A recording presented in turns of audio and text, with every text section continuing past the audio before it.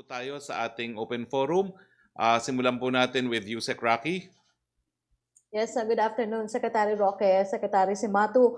Question from Laila Salaveria of Inquirer. What is Malacañang going to do about Senator Lacson's statement that it was Department of Health Secretary Duque who dropped the ball on the deal with Pfizer for 10 million doses of its vaccine? Lacson said the deal fell through because the Secretary failed to submit a confidentiality agreement. How does the palace plan to remedy the situation? Well, una-una po, tuloy po ang ating negosasyon sa Pfizer. At inaasahan po natin na darating ang Pfizer sa second to third quarter ng taong ito. Ang problema po, as of January of this year, halos lahat po ng production ng Pfizer ay nabili na po ng iilang mga mayayamang bansa, kasama na po ang Estados Unidos, ang Inglaterra, ang Singapore at ang Australia. Pero pagdating naman po doon sa mga paratang na nag-drop down ng ball si Secretary Duque kagabi po, sinabihan po ni Presidente si Secretary Duque to answer the allegations by Secretary Locsin.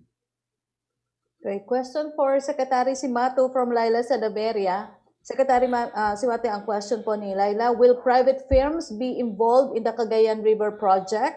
How does the DNR address concerns about foreign contractors that offer to conduct a dredging for free because they can amass river materials that they can export or sell for a profit to be used in other projects such as land reclamation activities? We have a ruling that walang foreign contractors po rito. All Filipinos po ito by construction company. And this is really a part of our restoration river restoration projects all over the country. Hindi lang naman po sa Cagayan River ito. All rivers na kailangan i-restore ay we are allowing contractors to dress for free. But they can get itong makuha nila na mga stands doon, and for whatever they para naman ma-recover yung kanilang cost of dredging. So, I repeat, we will not allow contractor o foreigner dito. Opo. Sabi pa, ang question pa rin po ni Laila for Secretary Simatu, lawyer Joel Butuyan, who is from Cagayan, said, arrangements like this could also mean that the dredging might not be done properly as the contractors could stop their activities once they get the materials they need. Meron pong memorandum of agreement yun, 2 taon.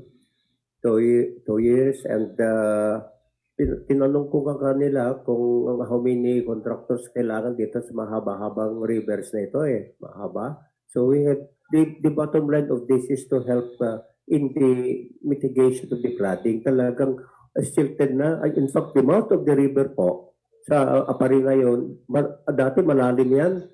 Makakapasok ng barko noon yan. Pero ngayon 1 meter na lang and so forth and so on. So we have to dress talaga ito. And this is really very necessary. Kasi kung habang mataas yan, talagang mabagal talaga yung takbo ng river. So the governor is very very thankful of this, so that ma-address na rin itong flooding eventually naman. Okay, thank you, Secretary. Thank you, Secretary. Thank you, Yusek. Punta tayo kay Melo Acuña, please. Good afternoon, Secretary, and Merry Christmas. Merry Christmas. Meron po kayang statement ng Malacañang sa pagkakapatay kay Dr. Mary Rose Sanselan at sa kanyang mister na si Edwin sa Gihulngan. Siya po ang City Health Officer ng Gihulngan sa Negros Oriental. Yan po inimbestigahan ng ating PNP at inaasahan po natin na magiging mabilis ang investigasyon ng mahuli na po, malitis at maparusahan ang pumatay kay Doktora. Opo. Pangalawa pong tanong, sa libu-libo pong nakuhang contact tracers ng DILG, meron na po kayang pag-uulat kung ano naging performance nila sa kanilang contact tracing? May leksyon na po ba tayo natutuhan sa kanilang nakuhang datos? Yan naman po ay ongoing, no? At ang ating ina-attempt po ngayon ay sundin yung formula ni Mayor Magalong, no? Na we will go beyond what we normally do, no? Ang gusto ni Mayor Magalong, if I'm not mistaken, is one is to ewan ko ba, nakalimutan ko na, pero we're aiming na at least 1:13 to 15 ang ating mga contact tracers, no? But I will give you an update kung nasaan na tayo pagdating dyan. Apo, thank you. Para kay Secretary Simatu, magandang hapon po, Secretary Roy Simatu. Good afternoon. Good afternoon po. Opo. Ano na po nangyari doon sa pagsisiyasat ninyo sa quarry sa Albay? May na-demanda na po bang mga lumalabag sa batas sapagkat ayon sa report, 15 raw po yung nagko-quarry doon at ang informasyon sa akin kanina, tuloy pa rin yung nagko-quarry. Ano po kaya ang pwede nating i-update? Yes, good afternoon.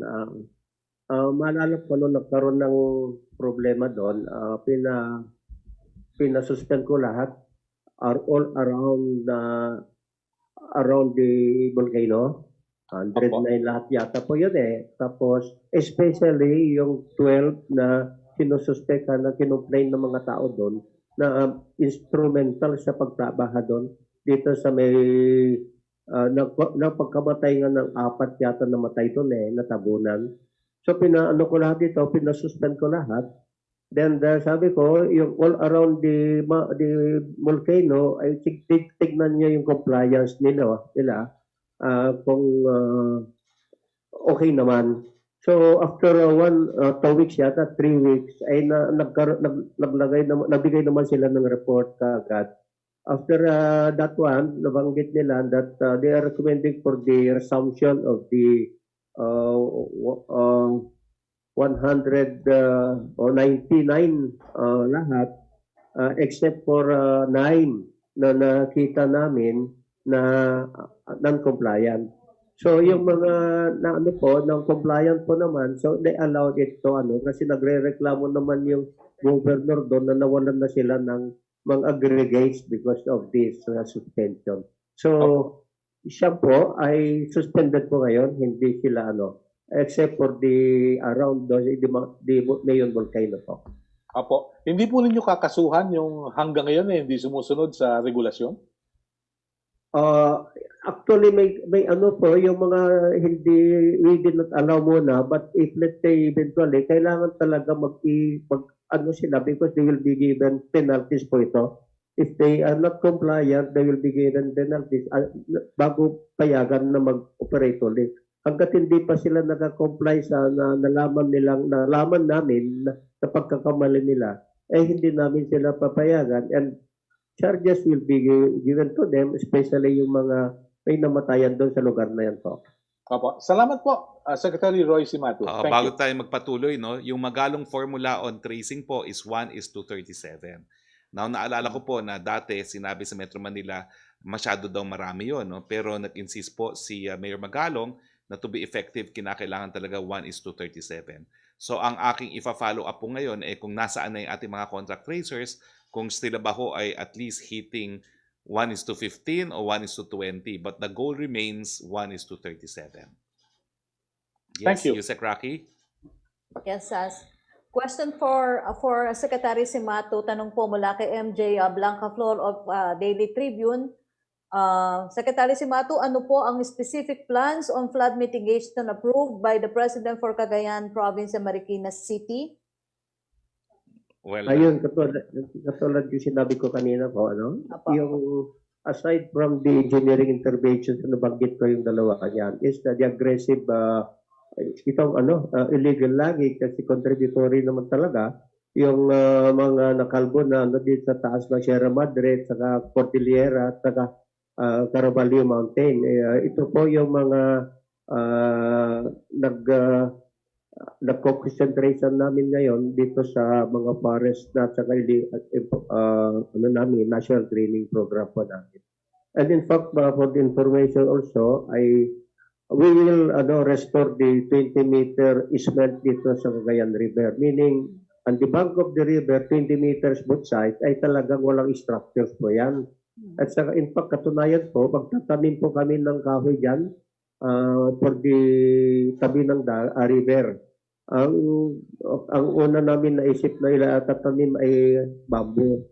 So, for the length of the river talaga, we will be planting along the bank of the river, 20 meters po wide from the bank of the river.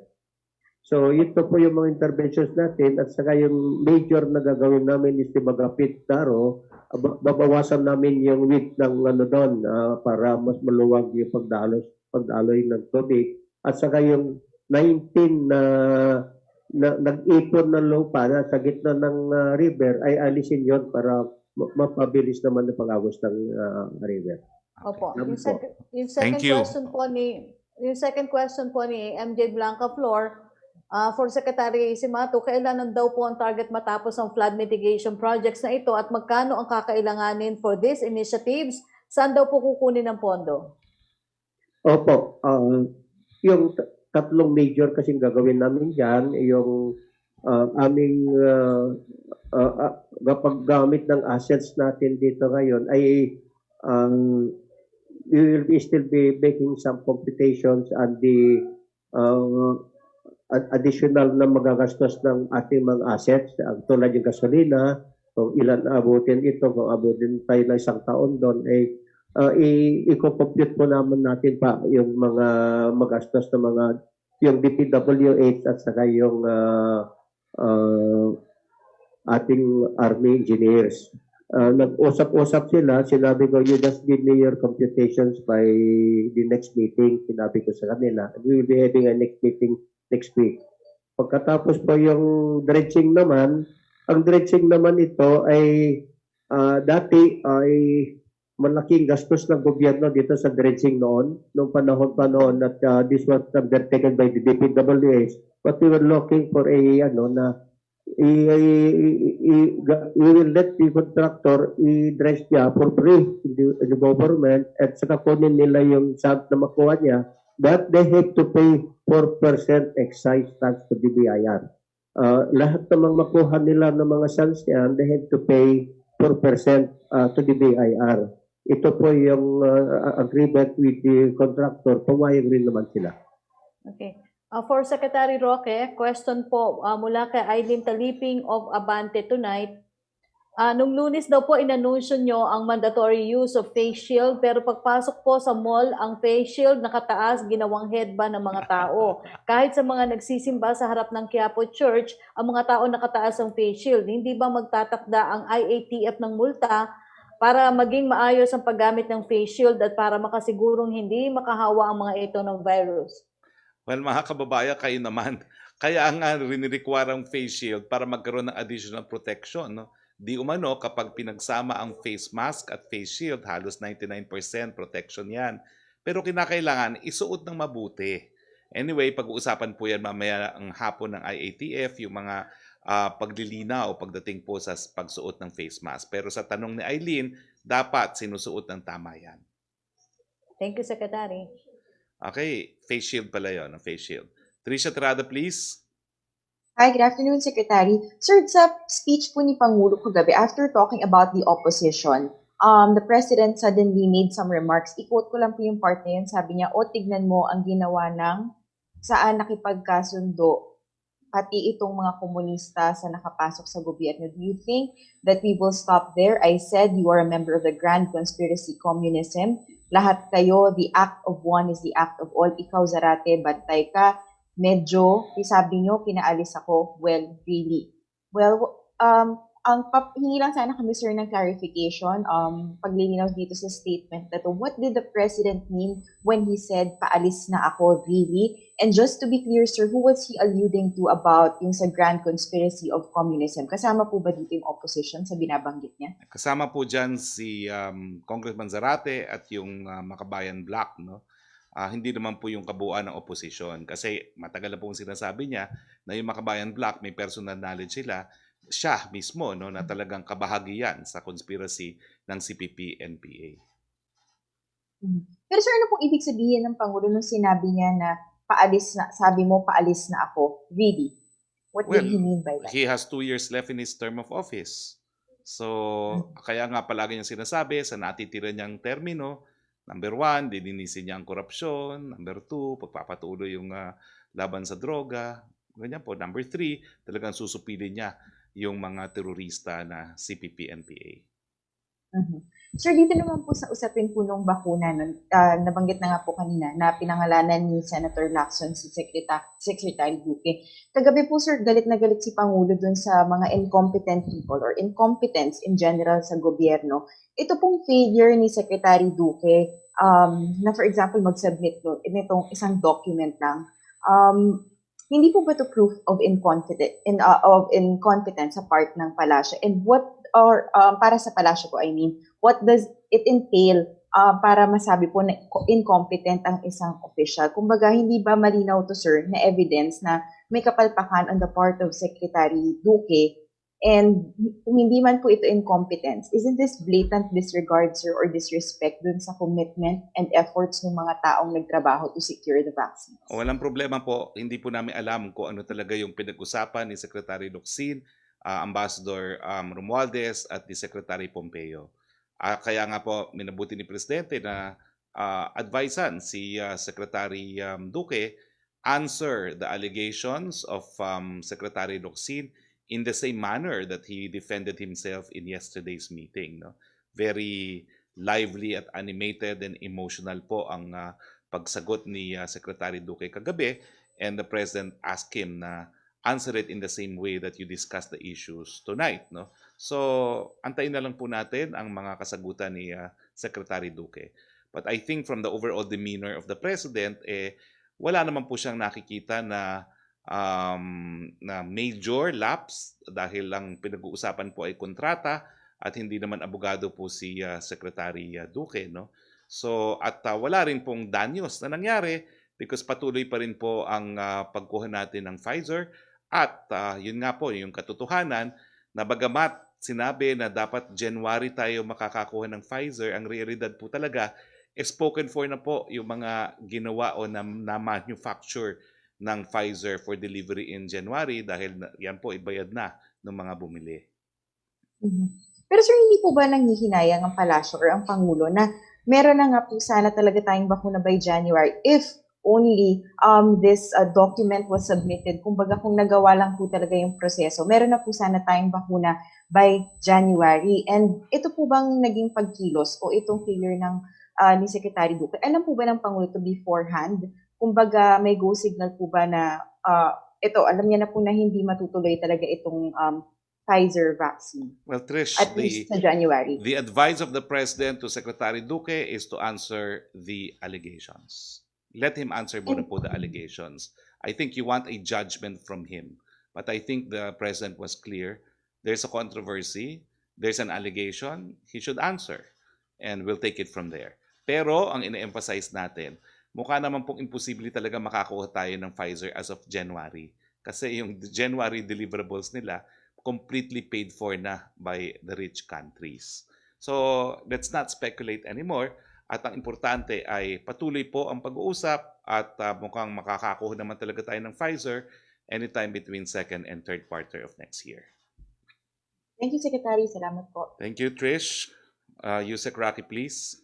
Yes, Secretary, a question from John Pusalan of ABS-CBN Online. ASEAN parliamentarians are urging President Duterte to stop red tagging opposition lawmakers because they said that this, I quote, had extremely violent consequences in the Philippines, and that the fact we are seeing President Duterte leading the way on such a menacing practice is utterly inexcusable, end quote. Will PRD heed their appeal? Why or why not? That's a misleading question. Kasi ang impression na binibigay mo ay yung mga parliamentarians ng ASEAN ay iisa sa ganitong posisyon. Ako po ay naging kongresista, umattend din po ako kanyang ASEAN Parliamentarian Forum na yan. Yan po ay organized by the Open Society Institute of George Soros. Ang mga nagpunta po nung panahon na ako yung nagpunta dyan, ako, akbayan, makabayan. So ibig sabihin, hindi po sila representative of the views of the overwhelming majority of parliamentarians. And because they're not, that's a view of a very few ASEAN parliamentarians, and I don't think it deserves any attention. Ang second question po niya about dun sa Pfizer vaccine deal, Who is right between Secretaries Duque and Locsin? And given that two top officials are issuing contradicting statements, what does this say about our bid to get vaccines? Well, it doesn't affect po our need to have vaccine because the vaccine czar is no other than Secretary Galvez. Mag-away na ang lahat kung gusto nila, but the President has made it clear there's only one person in charge of getting the vaccine, it's Secretary Galvez. So these conflicting opinions between Secretary Locsin and Secretary Duque in the end does not really matter because it's Secretary Galvez who has the full authority and he will be fully accountable to the President, no one else, in case we bungle the purchase of the vaccines. But given the track record of Secretary Galvez, I think that's a far shot. We will succeed because of the proven competence of Secretary Galvez. Yun pong katotohanan. Mag-ingay na mag-ingay everyone else. Wala pong pakialam ang presidente dahil ang pagkuha ng vaccine with Secretary Galvez, no one else. Question from Virgil Lopez of GMA7 News Online. Philippine ambassador to the US, Babe Romualdez, said the country missed its chance to access around 10 million doses of COVID-19 vaccine developed by Pfizer-BioNTech as early as January 2021 because the government failed to submit the required confidentiality disclosure agreement on time. Senator Panfilo Lacson, meanwhile, blamed Health Secretary Duque for this. Is the President aware of this development? Will the President ask Secretary Duque to explain? Well, guidance, sinagot ko na po yan. There's only one person in charge of vaccines. It's not Secretary Locsin. It's not Secretary Duque. It's only Secretary Galvez. Joseph Morong, please. Ay, meron pa. Hindi, Secretary, parang follow-up lang po ito dun sa ASEAN parliamentarian. Then, sinabi rin po niya dito, the parliamentarian said the President's not actions are attempt to silence political opposition, undermine democracy, and directly put people's lives at risk, particularly those who oppose him. Very, very small numbers of ASEAN parliamentarians said that. And because of this, that's part of their freedom of expression, which probably they don't even have in their own respective states. We leave it at that. Let that there be their views. Okay, Joseph Morong, please. Yes, sir. Hello. Go ahead. Yes, sir. Can I go first to Secretary Simatu, and then I have a bunch of questions for you on other topics. Yes, please. Secretary Simatu, how are you doing? Sir? Seximatu? Oh, good morning, Joseph. How are you? See you again. Okay, sir. Yun po munang sa dredging, no? This will affect several towns there. Now, you mentioned kanina that the dredging will be for free, but I'm interested to know who the contractors are and what's going to happen to the sands that they will dredge. Because alam naman po natin yung issue sa norte, no, na may mga allegations doon of some Chinese companies getting our sand. So first question, so dredging, who are the contractors? And then what will happen to the sand that they will get, because the dredging will be for free, walang babayaran, but except for the 4% excise tax. That first? Yes. Ang magbibigay ng authority to dredge ay ang governor. The governor now will make an agreement with this contractor. Kasama po yan, mag-dredge sila for free, then they get this sand to sell it, but they have to pay excise tax to the government. 4% po ibabayad nila. Then, there is a process naman sa pagkuha ng ng contractor by the governor. Ay may proseso po yan. Meron lahat mga clearances, everything, at saka meron rin naman silang yung authority to transport nila. They have to get the clearance from the Bureau of Mines. So sir, ibig sabihin, once they secure a clearance from the governor, the sand can go to anywhere the contractor wants to deliver it to. Maybe China? Yes, but they have to, meron naman kasulatan dyan na dapat hindi pupunta yung mga nakuha nilang mga sand in some places, the West Philippine Sea, Scarborough, talagang naka-specify po, yung pupuntahan lang yan. And hindi naman basta-basta kung alisin nila, they can go anywhere. Meron tayong restrictions po dyan. Nasa kontrata yun. Oh, huh. Okay, sir. With regard to the dredging pa rin, yun po bang plano na yan? When will it start? And do you already have the consent of the local government? Because I understand there's some ruling from the Supreme Court that you have to have the LGU permission also. And did you also conduct a environmental impact assessment to see na we will not be disturbing the ecosystem there? Because I was told that there's a special fish there that is endemic to the river, dudong ba yun? So, two aspects. Meron po bang consent ng mga local governments there? And did we have a environmental impact assessment for this Meron project? po. And when is it going to start? Kasama po lahat yon. In fact, there is a committee doon sa Tuguegarao. Meron to committee doon from different agencies including the local government na talagang inaano nila ito lahat, including the ECC from the DNR, including the permit from the governor and the mayor. Kasi maraming mga maraming mga towns na madaanan. Mauna going upstream kasi pag-dredge nila kasi hindi makapasok yung vessels nila. Marami kasi maluwag ito. Talagang if I had to compute kung ilang buwan ito na makausog sila hanggang Tuguegarao ay abutin ng mga taon pa siguro ito eh. Kasi mula Apari hanggang Tuguegarao lang, 100 kilometers na kagad yan. Ang una pa lang nila gagawin is 8 kilometers lang muna. Ilang buwan siguro yan. So, ganun talaga, medyo matagal talaga. This is a long-term really solution. Kaya yung short-term na magagawa natin, kung alibaw, next year, magkakaroon ulit ng ganyang talaga, we have to do something now. At ito yung magapit. Ito yung sinasabi ko kanina, magapit na na mabawasan by the engineers natin. We will not be relying on the contractors dito. Sa atin mismo na gagawa rito. Pero sir, pumayag na po yung mga local governments, ng Alcala, yung ganon. Yes, very interested sila. In fact, very willing nga yan si Mayor Antonio yata yung nandun sa Alcala, including si Dr. si Regan na yun. We're able to nag-usap kami doon sa Tuguegarao.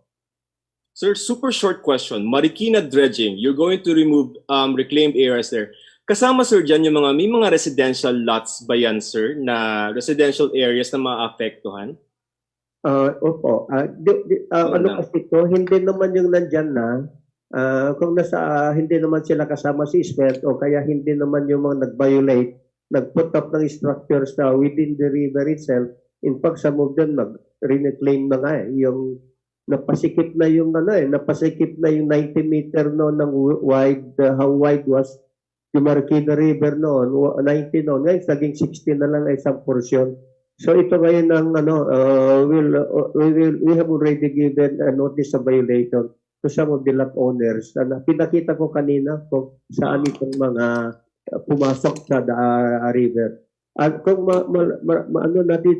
mabawasan natin ito ay talagang luluwag yung daanan ng river doon sa Marikina. Okay, sir. Thank you for your time. Nice to see you again. Secretary Roque, can I go to you now?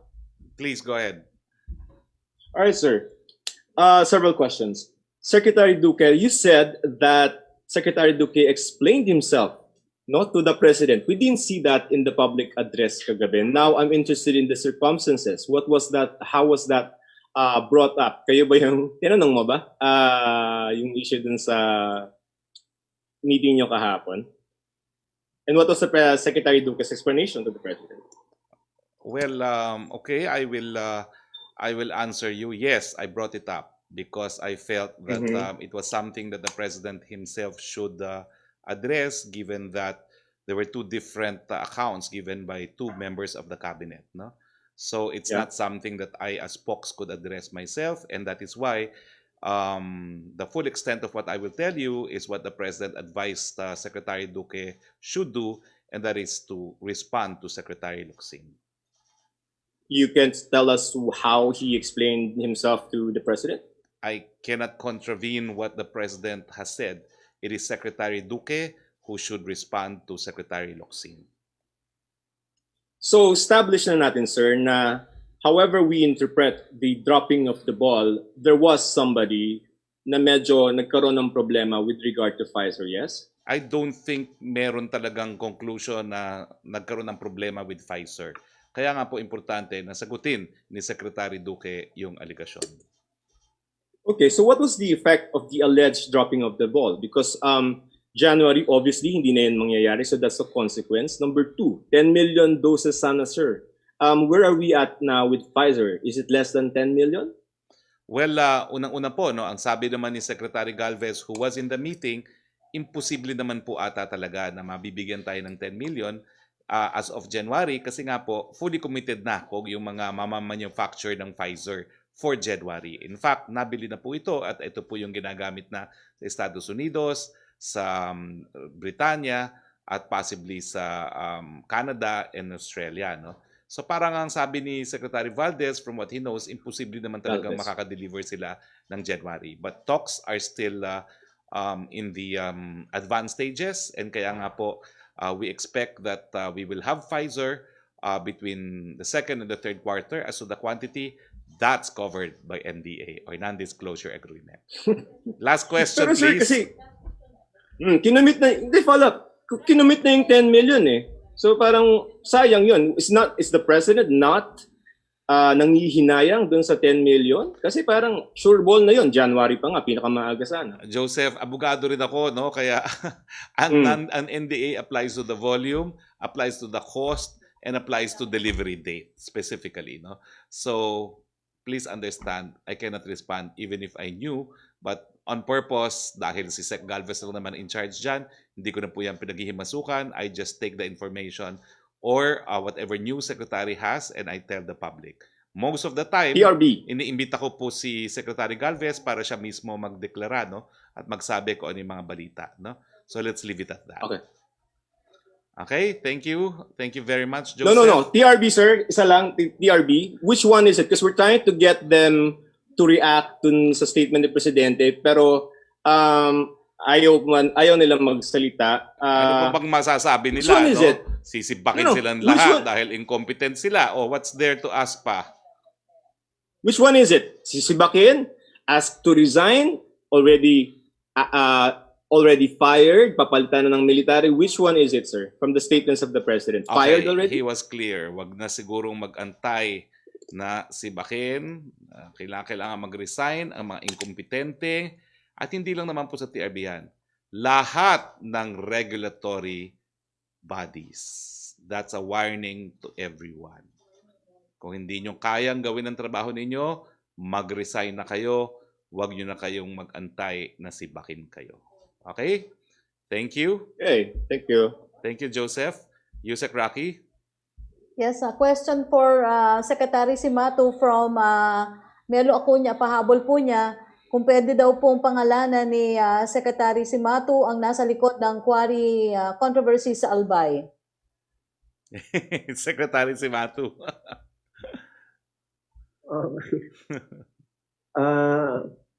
I will find out from my regional director there kung who are the owners of the quarry operators.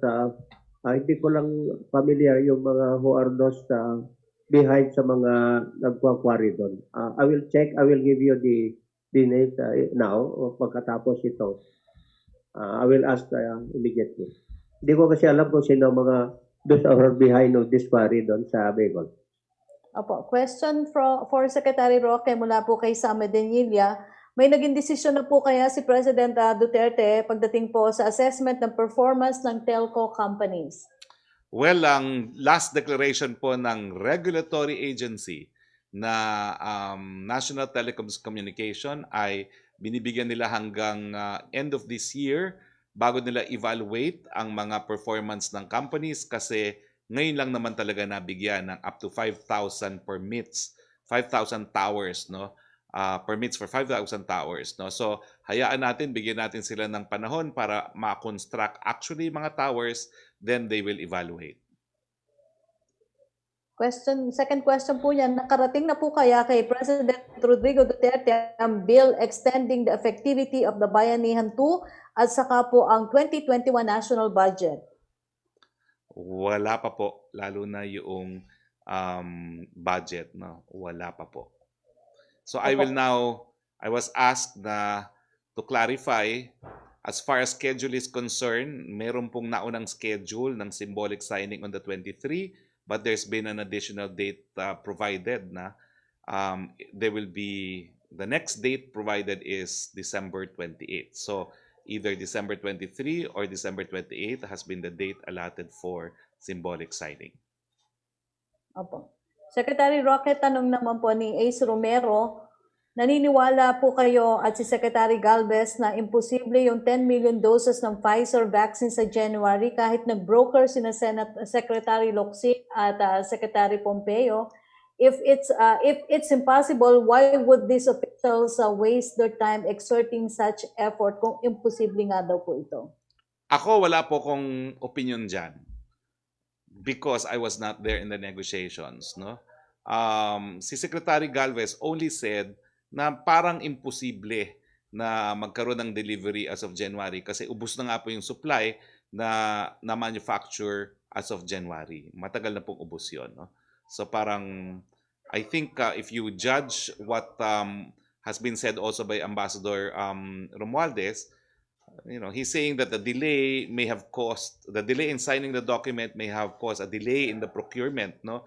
Pero at that point kasi nag-uunahan. So sa akin po, everything is speculative because ang katotohanan, we don't know. Ang katotohanan lamang is we will have the Pfizer vaccine when we actually have it. Okay? Thank you. Pierre Nada, please. Hello, Secretary. Yes. Sir, may I just have a quick question for Secretary Simatu? Go ahead, please. Yes, sir. Secretary Simatu, you mentioned, sir, may mga violations of reclamation projects in Marikina which you plan to crack down on. Sir, can I just clarify, does this include the BF Corporation reclamation? And BF Corp is supposedly owned by former Mayor Bayani Fernando. And ano po yung mangyayari dun sa reclamation project na yun, given your findings? Mayroon lang doon, paki-plus lang yung mga lot numbers, yung mga nag-intro, nag-put out ng structure dyan sa river so that we can only give the lot number but the owners ay hindi na-specify pa. Lang so that we have a list na nag-intro dito sa river but the lot number lang ang nakalagay naman na binigay sa akin. So, I will still get from the NRA. Ito po yun. Yung mga lot numbers ba? Para malaman kung ito po, yung sa kaliwa, sa left side yung mga these are the lot numbers na ito na sa identified encroachment on Marikina River. Ito po yung mga nag-encroach ng lot number including the area na encroach. Ito, lot number 4, ito yung number. So, we'll check kung sino may area mga ito. Hindi lang nailagay kasi mga pangalan. Okay, kasi sir, I recall you saying that wala raw pong ECC yung BF Corp reclamation. And that's why si Marikina Mayor Marcy Chodoro was planning actually to file an administrative complaint. And you were also mentioned there, sir, that you would look into it. So I was just wondering, diba, since you knew naman before that yung BF Corp nga po yung involved dito, any update on that? Like yung even just their ECC compliance? Oh, well, talagang hindi mabibigyan ng ECC kasi encroaching sa river, talagang definitely walang ECC, bibigay namin yan. A violation na talaga yun eh. So, wala talagang ECC yan. So, ito na ngayon yung mga natin i-find out namin to siya noon, then we'll ask him to explain and then and after that, kung talagang violation yung ginawa niya, mag-self-demolish na lang sila dyan. Otherwise, we will be the one to demolish at their cost.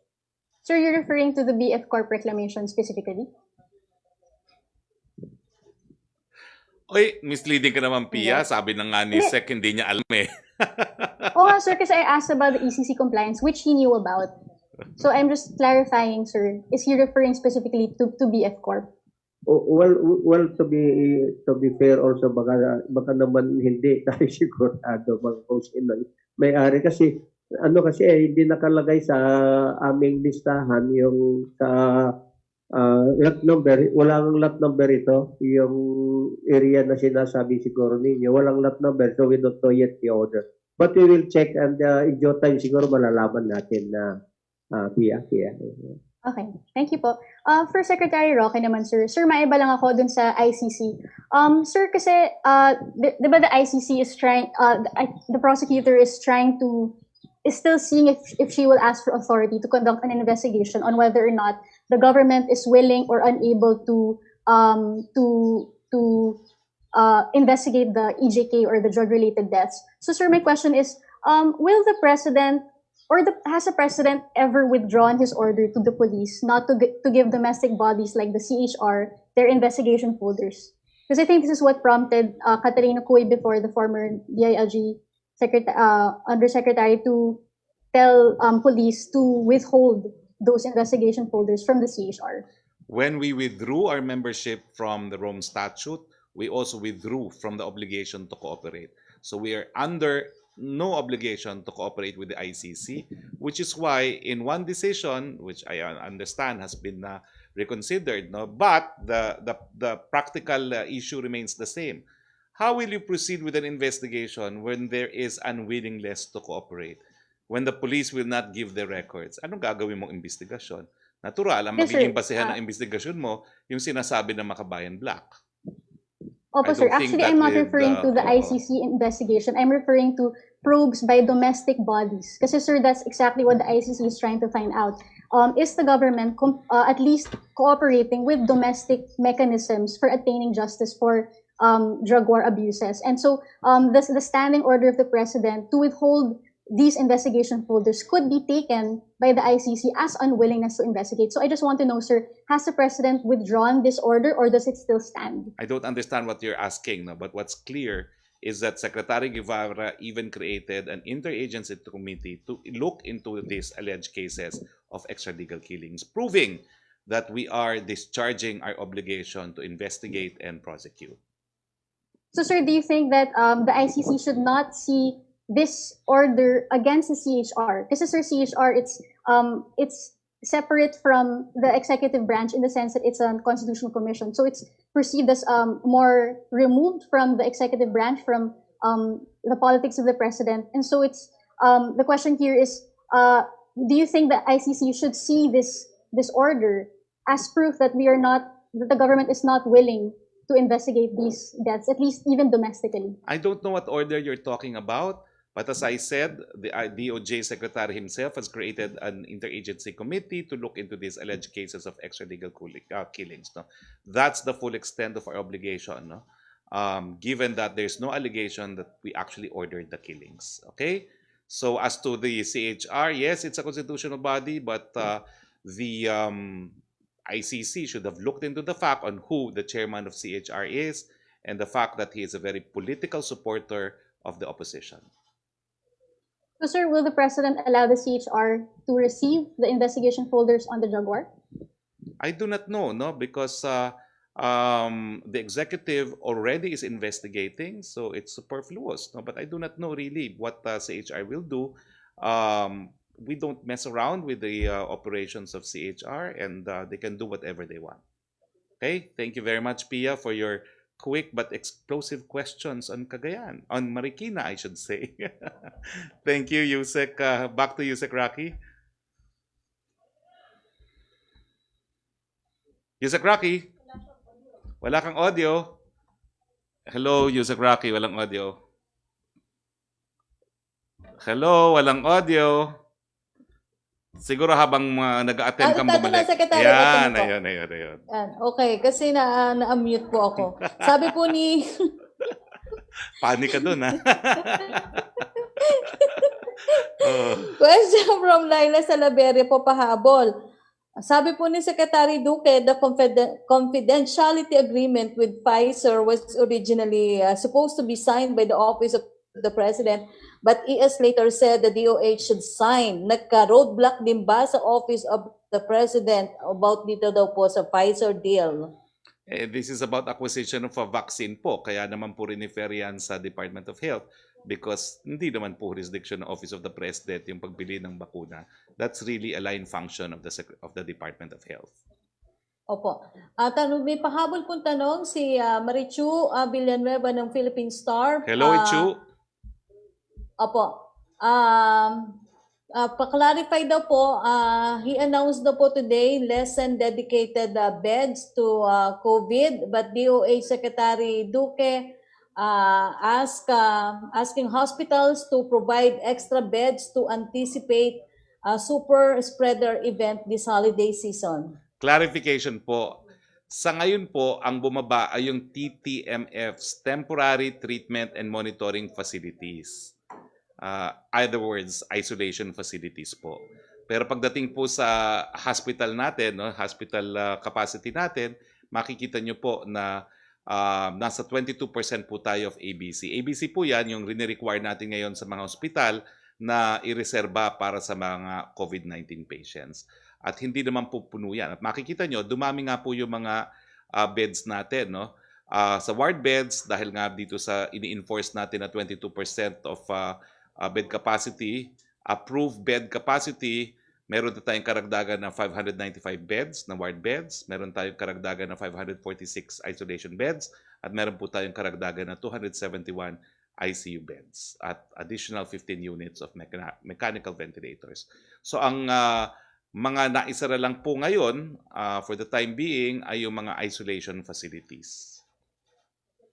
Okay, thank you, Secretary. Thank you. So wala na po tayong mga katanungan. Thank you very much to Secretary Simatu. Thank you very much to Yusek Roque, and thank you very much to the men and women of the Malacañang Press Corps. I hope you enjoy your virtual party tomorrow.